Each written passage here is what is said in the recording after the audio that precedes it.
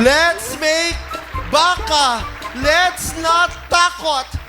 Magandang araw sa inyong lahat.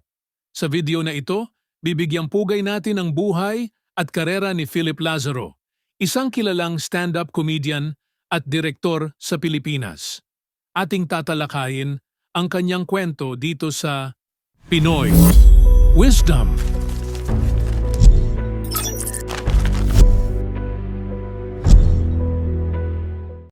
Si Philip Lazaro ay ipinanganak noong June 12, 1979 at lumaki sa isang pamilyang relihiyoso.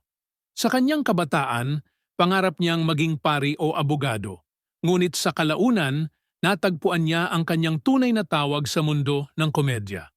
Nagsimula siya bilang stand-up comedian sa sikat na comedy bar na The Library sa Malate, Manila, kung saan agad siyang nakilala dahil sa kanyang husay sa pagpapatawa. Sa kalaunan, pumasok si Philip sa telebisyon at pelikula. Si Philip ay naging isa ring respetadong direktor na nagtrabaho sa mga kilalang programa ng GMA Network tulad ng Prima Donnas, Widow's Web at Nagbabagang Luha.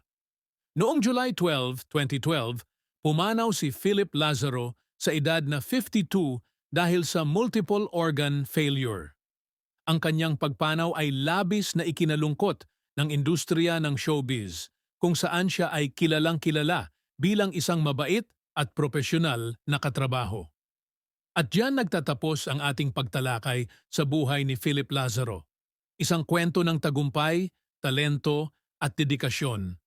Kung nagustuhan nyo ang video na ito, huwag kalimutang mag-subscribe at i-click ang notification bell para lagi kayong updated sa ating mga kwento. Maraming salamat sa inyong panunood. Dito lang yan sa Pinoy Wisdom.